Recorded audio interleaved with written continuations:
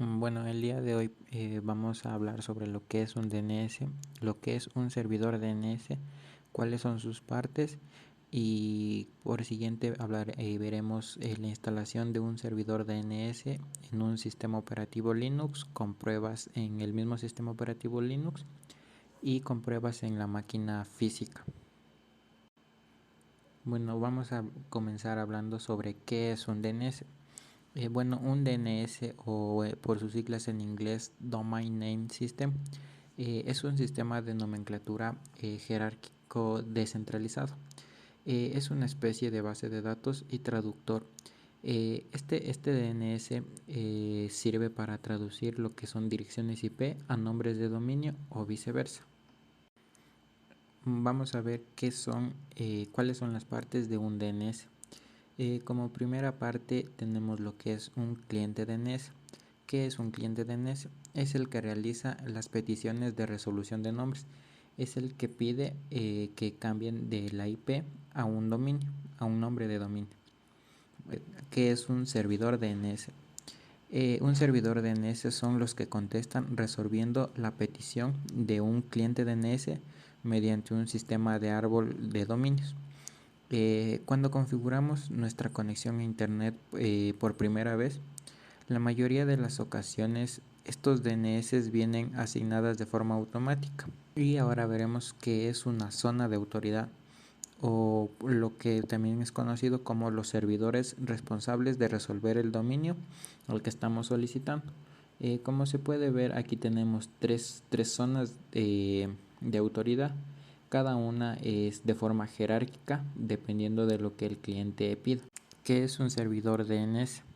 Un servidor DNS es un software con distintas herramientas que acuden a la base de datos del DNS. Como antes le explicamos, un DNS es una base de datos o representa una base de datos para responder a las peticiones del cliente DNS. La gran mayoría de dominios se alojan en un host en concreto para poder resolver dichas peticiones. Así que puede ser algo confuso o se puede llamar de la misma manera un servidor que simplemente al DNS. Bueno, como podemos ver aquí tenemos dos tipos de servidores DNS. Lo que es el primario, que es aquel que guarda la información de los distintos nombres de dominio en su propia base de datos. Y lo que es un servidor secundario o esclavo. Este es un servidor DNS que acude a otro. Este se convierte automáticamente en secundario, ya que está tomando información de un servidor primario o maestro. Bueno, ahora veremos los tipos de registros que existen en un DNS. En un DNS existen varios tipos de registros, los cuales ayudan a saber si es que está resolviendo de una dirección IP a un host o de un host a una IP o el nombre de servicio del servidor. Bueno, aquí tenemos algunos, como se puede ver. Existen otros como es uno de 4As. Traduce o resuelve nombres a direcciones, pero estas direcciones son IPv6. Otro tipo de registro es un SPF que ayuda a combatir el spam. En este registro se especifica cuál o cuáles hosts están autorizados a enviar correo desde el dominio dado. Y otro que es ya algo antiguo es un TXT que permite a los dominios proporcionar datos adicionales. Bueno, lo primero que se hará antes de la instalación es dar un pequeño preámbulo sobre qué paquete se va a instalar para el funcionamiento necesario del servidor DNS y algunas configuraciones que se realizará en el mismo. Bueno, antes que nada, lo primero que se realizará es una comprobación de si hay internet en nuestra máquina virtual o no. Para esto lo más esencial sería hacer un ping a lo que son los clientes o los servidores de Google, que es un ping al 8.8.8.8. Una vez hemos verificado esto, procedemos a instalar el paquete que vamos a necesitar. Bueno, en este caso el paquete que se va a instalar es BIND, por sus siglas en inglés Berkeley Internet Name Domain.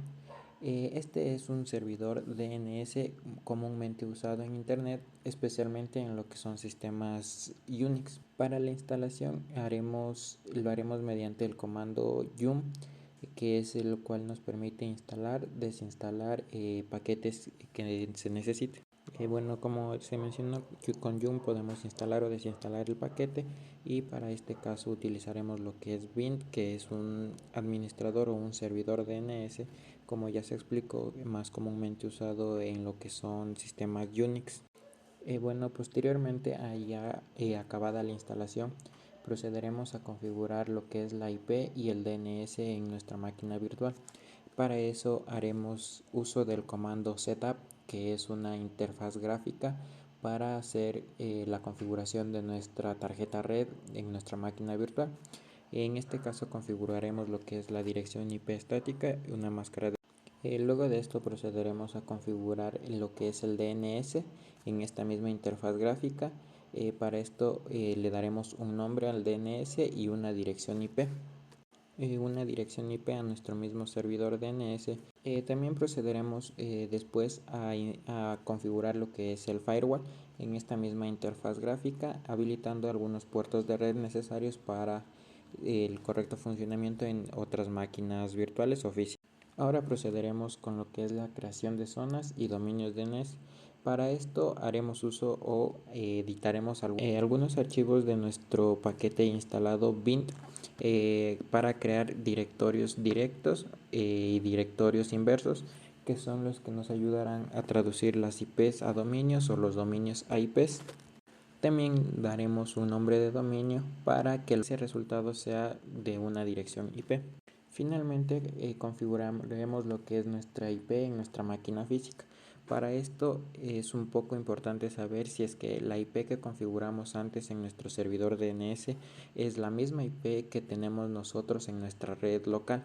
Si es así, simplemente tendremos que configurar lo que es la IP del servidor DNS, que está en la parte de abajo, y lo que es la parte de la IP podemos dejarlo en DHCP o por defecto. Si no es el caso y tenemos y configuramos otra red en nuestro DNS, debemos configurar esa IP en nuestra IP de nuestra máquina física. Con esto podremos ya hacer pruebas en nuestra máquina física de nuestro servidor DNS creado en nuestra máquina virtual. Para las pruebas en nuestra máquina física y virtual, en nuestra máquina física accederemos a lo que es el CMD y haremos uso del comando nslookup, que nos permite ver si nuestro DNS está resolviendo correctamente los nombres y las IPs que nosotros proporcionemos. Se utiliza el comando nslookup, tanto funciona en Windows como en sistemas Unix, para obtener la dirección IP conociendo el nombre o viceversa. Bueno, ahora veremos la instalación del servidor de DNS en sí en el sistema operativo Linux, CentOS.